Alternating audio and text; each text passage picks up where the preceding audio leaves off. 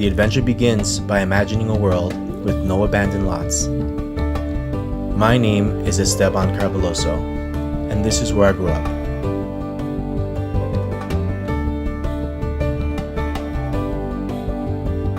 In the United States alone, out of 315 million Americans, a whopping 80% of us live in urban situations.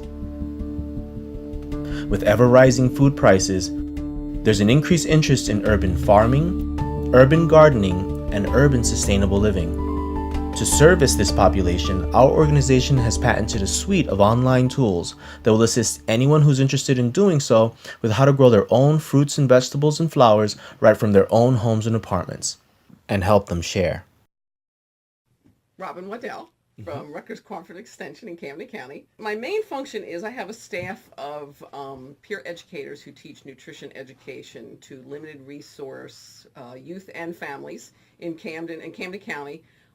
We focus on basic nutrition and trying to increase people's intake of fruits and vegetables, whole grains, and just behavior change, making healthier choices. The focus of SNAP-Ed, the funding, is actually moving from just education into trying to encourage people to garden more and grow their own food or work with neighbors to have a community garden, which this app applies to directly because a lot of people don't know how to garden. A lot of older folks still garden, and they garden when they were kids, but a lot of the younger people are not familiar with what they need to do. So between the app, our master gardeners, and our horticulture and agriculture programs at Rutgers, we can tie this all together, and I can see this really, benefiting everybody.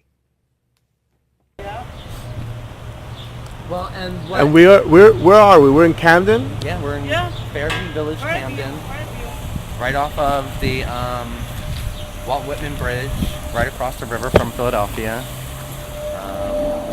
That would be a nice thing if they filled out with with the right soil. Everybody can come over here and plant. Last This is a year, great neighborhood. I mean, how long have we lived here? in November it's gonna be 3 years, and I do this every year.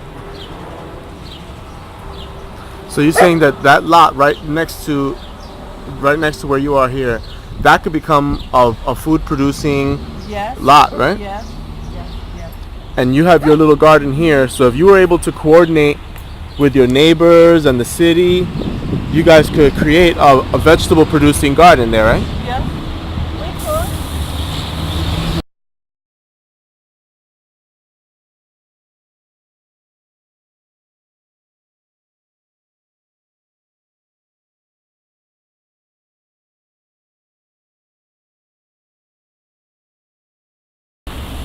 I know the guys over here.